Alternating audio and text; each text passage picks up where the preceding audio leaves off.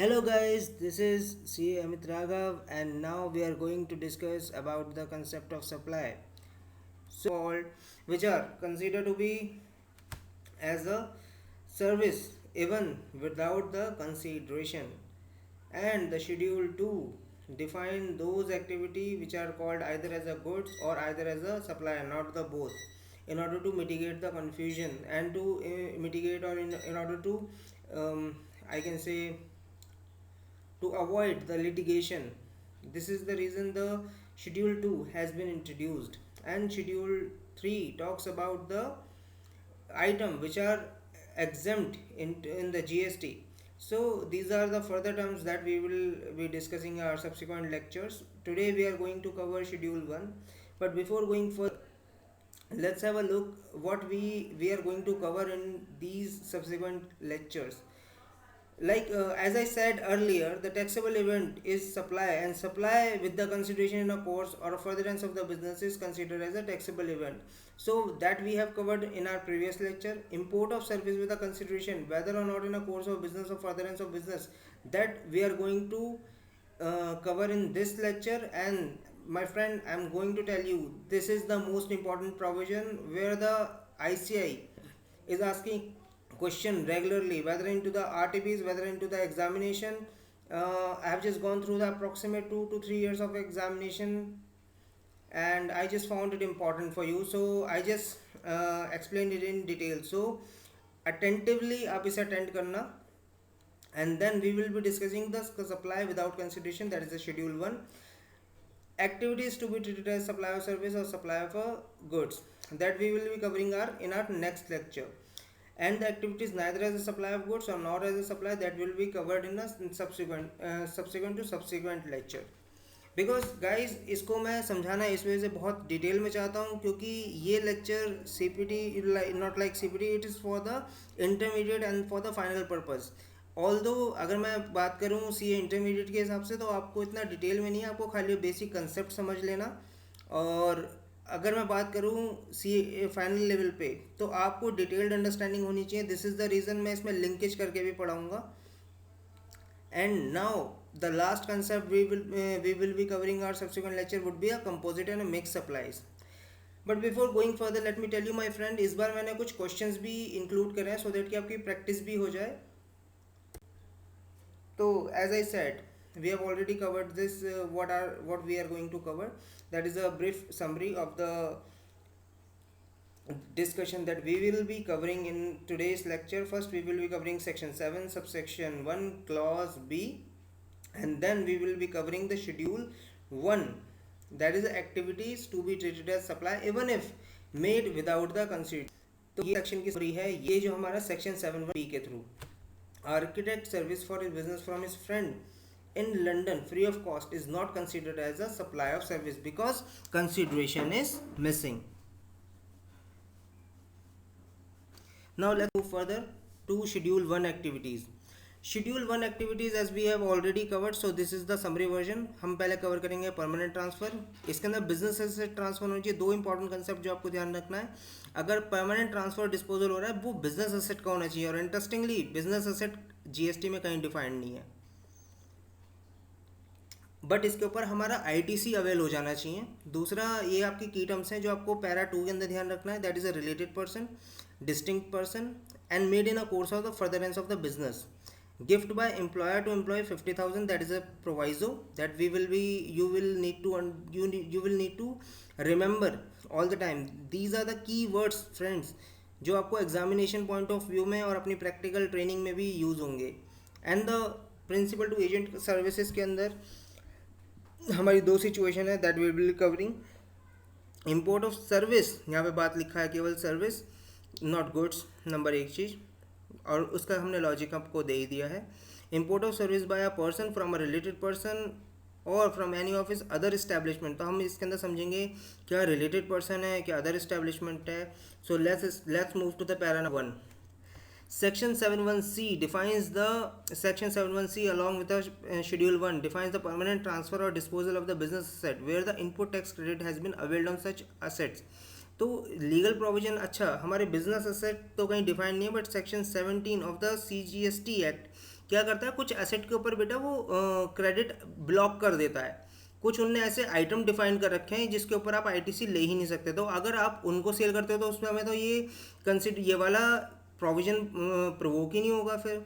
तो किसी भी अगर आप ट्रांसफ़र कर रहे हो विदाउट कंसिड्रेशन, तो उसके लिए दो इंग्रेडिएंट होने ज़रूरी हैं। फर्स्ट, पहले वो बिजनेस एसेट का होना चाहिए, वो ट्रांसफ़र परमानेंट होना चाहिए। ऐसा नहीं कि आपने उसे केवल कुछ दिन के लिए लेट आउट करा उसके बाद में वापस ले लिया, और उसके ऊपर आईटीसी आपने अवेल करा होना चाहिए। फॉर एग्जांपल, अगर आपने 10 लाख रुपए की मशीन मंगवाई जिसके ऊपर आपने 18% का जीएसटी दिया था, तो उस वाले केस के अंदर लाइक 1,80,000 रुपये आपने आईटीसी का यूज़ करा होना चाहिए वाइल पेइंग द आईटीसी। तो अगर आप वो वाली असेट आप ट्रांसफ़र कर रहे हो तो that will be subject to the GST and that would be considered as a supply. अब इसके अंदर दो एक्सेप्शन है इस सिचुएशन के भी, वो है सेक्शन 17 जिसके अंदर कुछ आईटीसी को ब्लॉक कर रखा है या जिनके ऊपर जीएसटी अवेलेबल नहीं करते वो, और या फिर वो बिजनेस एसेट दो एलिजिबल है लेकिन आपने उसके ऊपर आईटीसी नहीं लिया। अब question, let's move to the para number 2, that is supply between the related और डिस्टिंक्ट पर्सन। तो पहले इससे अब अच्छा क्वेश्चन राइज होता है, what is related person. Related person has not been defined in the definition term but it has been explained in section 15, which states that person including a legal person are deemed to be related person if such persons are officer or director of one another's business. For example, XYZ limited है और उसके अंदर दो director हैं, उन दो director के नीचे दो सब्सिक्वेंट एग्जीक्यूटिव डायरेक्टर हैं। तो अगर ये आपस में ही कोई एक डीलिंग करते हैं तो दे आर और अगर उनकी कंपनी अपने डायरेक्टर के साथ में डीलिंग करती है तो that would be considered as a related person. Such person which are legally recognise partner. For example, अगर मेरी पार्टनरशिप फॉर्म है तो उसके अंदर जितने भी पार्टनर है वो आपस में रिलेटेड पर्सन कहलाएंगे। एम्प्लॉयर और एम्प्लॉय की रिलेशनशिप भी एग्जिस्ट होती है तो भी वो रिलेटेड पर्सन कहलाएंगे। A third person control on से directly greater than equal to 25% of the voting stock और share of both the firm. अगर आपको ध्यान हो बेटा, अकाउंटिंग स्टैंडर्ड में आपने कुछ पढ़ा होगा ऐसा कुछ, तो सिमिलरली वहाँ से इन्होंने ये होल्डिंग पावर यहाँ पे है कि क्योंकि आपका डिसीजन आपका इन्फ्लुएंस कर सकते हैं, तो दिस इज़ द रीज़न कि इन्होंने ग्रेटर देन 25% को कवर किया है एज अ रिलेटेड पर्सन। और one of them controls the other person. यहाँ पे क्या है, हस्बैंड वाइफ या फिर आप फादर और सन का आप एक रिलेशनशिप कह सकते हो, लीगली असेंडेंट डिसेंडेंट, एक इनकम टैक्स में भी आपने कंसेप्ट पढ़ा होगा ये। A third person controls directly और इनडायरेक्टली। अब यहाँ पे देखो एक नया चीज़ आ गई, a third person controls directly और indirectly both of them, father जो अभी मैं आपको बोल रहा था। Such person together control directly a third person, या फिर वो तीनों मिलकर के किसी तीसरे पर्सन को कवर कर रहे हैं। Like all the family member husband wife are covering the dependent parents. Such person are member of the same family, one of them is sole agent or distributor or sole concessionary of the other. These are covered as a related person. अब एक going further, पहले मैं आपको बता देता हूँ एक concept registration का। पहले क्या होता था, सर्विस टैक्स के अंदर एक रजिस्ट्रेशन लेना होता है जो कि पूरे इंडिया में चलता था। अब इन्होंने जीएसटी के अंदर क्या कंसेप्ट डाला, इन्होंने डिसेंट्रलाइजेशन रजिस्ट्रेशन करा। डिसेंट्रलाइजेशन का मतलब जिस स्टेट में आपका ऑफिस है आपको हर एक स्टेट के अंदर अलग अलग रजिस्ट्रेशन लेना पड़ेगा। फॉर एग्जांपल, अगर XYZ लिमिटेड का दिल्ली ऑफिस है तो उसे एक दिल्ली रजिस्ट्रेशन अलग लेना पड़ेगा, जिसकी एक फैक्ट्री महाराष्ट्र में और दूसरी फैक्ट्री सेल्स ऑफिस उसका नोएडा के अंदर है। तो महाराष्ट्र फैक्ट्री के अंदर उसे, और उसकी दो ब्रांचेस हैं महाराष्ट्र के अंदर भी, तो उसे एक सिंगल रजिस्ट्रेशन लेना पड़ेगा इन महाराष्ट्र में, सो दैट कि मुंबई वाली ब्रांच और पुणे वाली ब्रांच को महाराष्ट्र का रजिस्ट्रेशन एप्लीकेबल होकर के वहाँ पे ट्रेडिंग एक्टिविटी चलती रहे, और नोएडा के केस के अंदर यूपी में रजिस्ट्रेशन लेना पड़ेगा। तो दिस इज़ द रीज़न कि इसे तीन रजिस्ट्रेशन लेना पड़ेंगे। तो इन दैट केस इस वाली सिचुएशन के अंदर क्या हुआ, ये एक एंटिटी दूसरी एंटिटी का एक डिस्टिंक्ट या रिलेटेड पर्सन बन जाती है। कवर नहीं हो गया था, सेक्शन 25(4) में कवर तब होता जब उसने रजिस्ट्रेशन, तो वो बच जाता। इसलिए बेटा सेक्शन 25 सबसेक्शन 5 ने बोलना शुरू करा। वो कहता है कि अगर कोई एक अनरजिस्टर्ड लिकर शॉप भी है तब भी हम उसे एज अ डिस्टिंक्ट पर्सन मानेंगे, और अगर आपने वहाँ पर फ्री में भी सप्लाई कर दी तो हम उसे सेक्शन 7 के अंदर टैक्सेबल मान करके उसके ऊपर जीएसटी रिकवर करेंगे। अब यहाँ क्यों आता है बेटा, स्टॉक ट्रांसफर, उसके अंदर आपको कोई टैक्स थोड़ी देना है। मैंने अपना एक सामान यहाँ से दूसरी जगह बिठा दिया, मेरा ही तो सामान है। उन्होंने कहा ना बेटा सप्लाई है ये भी। एग्जाम्पल देखते हैं, रघुवीर fabric transfer 1000 shirts from his factory located in Lucknow to his retail showroom in Delhi। Lucknow से रिटेल जा रहा है बेटा, यूपी से दिल्ली जा रहा है। So the same although person same है, but it sold for there, but it can be sold there from there, right. अब उनने यूपी में ना सेल करके उसने दिल्ली में सेल करी, तो सेल तो वहाँ पे भी होगी। तो the factory and retail showroom of the रघुवीर fabric are registered in the state where they are located. मतलब हमने रजिस्ट्रेशन हमने लखनऊ में भी ले रखा है और दिल्ली में भी ले रखा है। Although no consideration is charge but still supply of goods from factory to the retail showroom constitute as a supply. अगर मैं बात करूँ यहाँ पे रघुवीर, अगर मैं ये तो हो गया मेरा सेम चीज़, यहाँ पे बेटा स्टेट लेकिन डिफरेंट थे। अगर मैं बात करूँ एक यूपी के अंदर ही मैंने 2 ब्रांच खोल रखी हैं, एक लखनऊ और एक कानपुर। तो यहाँ वाले केस में जस्ट बिकॉज हमारा स्टेट ट्रांसफ़र नहीं हुआ, इंटर स्टेट ट्रांसफ़र के अंदर हमारा कंस्टिट्यूट सप्लाई। बट अगर यही मैं अपनी एक लखनऊ फैक्ट्री से अगर कानपुर वाली फैक्ट्री में सेल कर दूँ या स्टॉक ट्रांसफ़र कर दूँ तो that does not constitute as a supply, because एक सिंगल रजिस्ट्रेशन मैंने देता हूँ यूपी में। अच्छा मैं आपको बता दूँ रजिस्ट्रेशन स्टेट वाइज होता है, राइट, सिटी वाइज नहीं होता। तो अगर आप इंटर स्टेट ले रहे हो तो अगर आप स्टॉक ट्रांसफर कर रहे हो without any consideration it would constitute as a supply. And in if you are shifting a stock from one state from one city to another city that is not considered as a supply. Now let's move to the proviso to para 2 in terms of the related person, definition of employer employer related person जो कि अभी हमने देख चुके थे। However service provided by employee to employer are covered in schedule 3, ये हम अभी आगे डिस्कस करेंगे क्योंकि ये हमारी नेगेटिव लिस्ट का पार्ट है। At and not consider as a supply. अच्छा एम्प्लॉयर एम्प्लॉय के रिलेशनशिप के अंदर that is covered in schedule 3, वो सप्लाई नहीं होता। तो यानी जॉब के अंदर आपको कोई जीएसटी नहीं देना अगर आप जॉब करते हो। Proviso to the para 2 of the schedule 1 provides that gift up to 50,000, अगर आपका एम्प्लॉयर आपको गिफ्ट देता है 50,000 रुपये का पूरे साल में तो that would not consider as supply. अब क्वेश्चन आपका राइज हो सकता है कि एम्प्लॉय भी तो एम्प्लॉयर को देता है ताकि प्रमोशन मिल जाए शायद। बेटा ऐसा कभी नहीं होता, अगर होता भी होगा तो बेटा वो टैक्सेबल हो जाएगा फिर। However gift of the value more than 50,000, अब यहाँ पे क्वेश्चन अराइज होता है मेरे एम्प्लॉयर ने एम्प्लॉय को कार दे दी तो that would be subject to a supply and subject to the GST. अब क्वेश्चन है कि सर मैं ऑलरेडी कार के ऊपर टैक्स दे करके आ रहा था, क्या मेरे को एडिशनल टैक्स देना पड़ेगा? तो बेटा टैक्सेबल वैल्यू के ऊपर तो आप आईटीसी आप ले पाओगे शायद, लेकिन वो तभी ले पाओगे अगर आप रजिस्टर्ड होगे। अभी हम रजिस्ट्रेशन के प्रोविजन डिस्कस करेंगे, लेकिन ऐसी कुछ क्वेरीज आ सकती।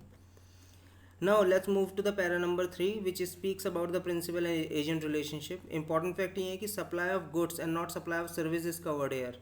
Therefore, the supply of service between the principal and agent requires a consideration to constitute as a supply। मतलब अगर आपने सर्विस दिया, अगर एजेंट ने प्रिंसिपल को या प्रिंसिपल ने एजेंट को कोई सर्विस दी है तो उसके अंदर कंसिडरेशन होना चाहिए और in furtherance of the business होना चाहिए, then only it would be constitute as a supply for the taxable event considered under section 7 subsection 1 clause A। And supply of goods between the principal and agent without the consideration is also a supply. Supply of goods between the principal and agent without the consideration is supply, ये हमारा para 3 बोलता है। And test of principal, अब question raise होता है कि कैसे decide होगा कोई प्रिंसिपल है एजेंट है। इसके लिए बेटे एक सर्कुलर आया, सर्कुलर 57/31/2018, ये हमारा आया था 4 सितंबर 2018 में। ये क्या बोलता है कि अगर invoice for the further supply is being issued by the agent in his own name, for example मेरे पास प्रिंसिपल से एक माल आया, मैं एजेंट हूँ और मैंने अपने नाम पे उसे इन्वॉइस कर सकता हूँ, then the provision of para 2 will be applicable. And then अगर मेरी रिलेशनशिप ऐसी है कि मैं प्रिंसिपल से और मैं खुद अपने माल मंगा रहा हूँ without even consideration, then it would constitute as a supply and the GST would be leviable. Invoice is issued by the agent in to the customer in the name of the principal such as agent, लेकिन मेरे को invoice करना है मेरे principal के नाम पे, then para 3 applicable नहीं होगा क्योंकि मैं उसका एजेंट रहा ही नहीं, उनने directly principal to principal basis पे सेल करी है। क्योंकि goods being procured by the agent on behalf of the principal are invoice in the name of the agent. अब यहाँ पे केस क्या है कि मैंने कुछ एजेंट ने माल भेजा प्रिंसिपल को, प्रिंसिपल ने फर्दर इनवॉइस करा in the name of the agent to the principal, that would be covered in the para 3। Example समझते हैं कि आफ्टर ऑल ये है क्या। Anmol appoints Bholu to procure the certain goods from the market. Bholu identified various suppliers who can provide the goods as desired by the Anmol and asked the supplier Golu to send the goods and issue the invoice directly to the Anmol। अब देखो इसमें क्या है, अनमोल ने बोलू को appoint करा कि कुछ गुड्स चाहिए, बोलू ने क्या करा, आइडेंटिफिकेशन करा कुछ सप्लायर का, लेकिन सप्लायर को उन्होंने बोला कि आप डायरेक्टली बिलिंग करो अनमोल को। In that case what happened, क्या भोलू बीच में आया? ट्रांजेक्शन लेवल पे बीच में नहीं आया, केवल ट्रांजेक्शन को मैच करने तक लेवल पे बीच में आया है, लेकिन ट्रांजेक्शन में डायरेक्टली इन्वॉल्व नहीं हुआ, वो पास थ्रू नहीं बना। तो इन दिस सिनेरियो बोलो is only acting as a procurement agent and has not, इसमें इनने केवल सप्लाई, अब इनने केवल सर्विस दी है, he has no way involve in himself for the supply और रिसीट ऑफ गुड्स, इसके अंदर गुड्स के अंदर कहीं से भी इन्वॉल्व नहीं है। हेंस इन दिन according with the provision of the act, बोलो is not an agent of Anmol for the supply of goods in terms of para 3 of the schedule 1। Let's move to the another example। Messrs Tintin, a banking company, appoint Mandar auctioneer to auction the certain goods। The auctioneer arranged for the auction and identifies the potential bidder। अब इसमें क्या होता है बेटा, देखो auction जब होती है तो उसमें क्या होता है, एक कंपनी अपॉइंट करते हैं हम। अब इसमें क्या होता है, डायरेक्टली बिडिंग होती है, एक्सेप्ट करने वाली भी वो कंपनी होती है और वो हाईएस्ट बिड वाले को वो अमाउंट दे देती है। अब इस वाले केस में अगर मैसर्स टिंटिन अपने नाम पे देखो इनवॉइस इशू कर रहा है, invoice for the supply of goods is issued by messrs Tintin to the successful bidder. In this scenario the auctioneer is merely providing the auctioneering service with no role played in the supply of the goods। Even in this scenario, Mandar is not an agent of Messrs Tintin for the supply of goods in terms of, is not an agent of Messrs Tintin for the supply of goods in terms of para 3 of schedule 1। Let's move to the another example। Gautam, an artist, appoint the Gambhir to auction his painting। Gambhir arrange for the auction and identify the potential bidder। The highest bid is accepted and painting is sold to the highest bidder। Invoice for the supply painting is issued by Gambhir। देखो यहाँ पे गंभीर के behalf पे और issued by गंभीर on behalf of Gautam.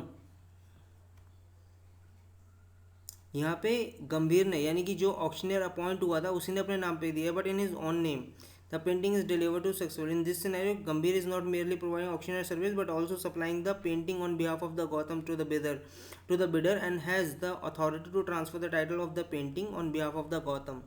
This scenario is covered under paragraph 3। यानी इस वाले केस में हमारा Gautam who is an artist is appointing the Gambhir and Gambhir is considered as a principal and agent relationship between the both। तो simple सी condition ये है कि अगर एजेंट के पास एक पोजीशन है, एक टाइटल वो इश्यू कर सकता है in his own name on behalf of principal, then he would be consider as a agent और प्रिंसिपल रिलेशनशिप और वो पैरा 3 के अंदर फॉल हो जाएगा। Now let's move to the para 4। Para 4 of the schedule 1, importation of the service. Para 4 speaks as under import of service by a person. ये person अगर मैं बात करूं, इन्होंने पर्सन जो चेंज कराया वो कराया 1 फरवरी 2019 से, लास्ट ईयर से ही ऑलमोस्ट।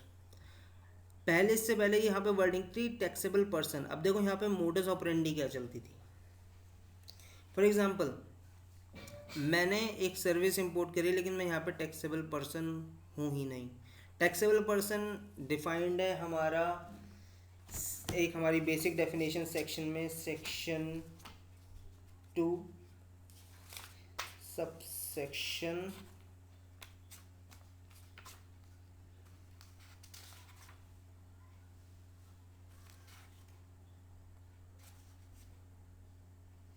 107 विच सेज कि जिनने जो कि रजिस्टर्ड है।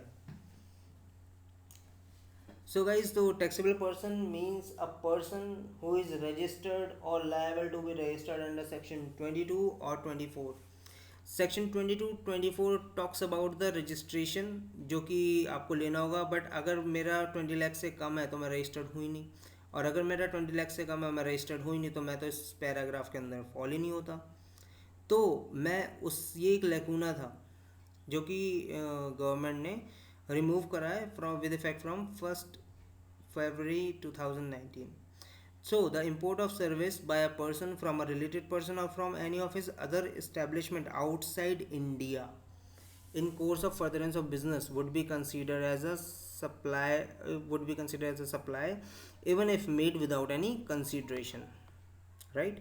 So let's understand few examples. The Jhumru associate receive a legal consultancy service from his head office located in Malaysia. अब देखो यहाँ पे distinct person हो गए. Head office has rendered such service free of cost to its branch since Jumru associate and the head of the office are related person as per the explanation section 25. As per the explanation of section 15, services received by Jumru associate will qualify as a supply even though the head office has not charged anything from it because it is covered in the schedule paragraph 4 of the schedule 1. Let's move to the another example, that is Chamak, a proprietor registered in Delhi, has sought a architect service from his son. अब यहाँ पे देखो related person के अंदर cover हो गया. Locate as per the explanation to section 15 in US with respect to his newly constructed house in Delhi. अब देखो import भी हो गई क्योंकि US से इंडिया में नहीं, तो import of service anything comes from outside of India, anything goods or services received from out of India is considered as an import, although the service have been received by Chamak without the consideration from his son or related person, yet it will be qualified as a supply since the same has not been received in course or furtherance of business. अच्छा, अब देखो यहाँ पर अगर इस वाले case में registered ना होता, अनरजिस्टर्ड होता, तो ये इस वाले पैराग्राफ में कवर ही नहीं होता. So guys, for today we have covered schedule 1. In the next class we will be covering few illustrations with respect to the schedule 1. मैं आपको एडवाइस करूँगा कि आप पास्ट 2 to 3 years की RTPs वगैरह डाउनलोड कर लो इंस्टीट्यूट की साइट से, क्योंकि सेम अब आप क्वेश्चन को रिसॉल्व कर पाओगे और try to answer those questions because we have already covered or we have already explained few concept that you are eligible to answer at least 5 to 10 marks question. So guys, good luck. Today we are going to start. Thank you.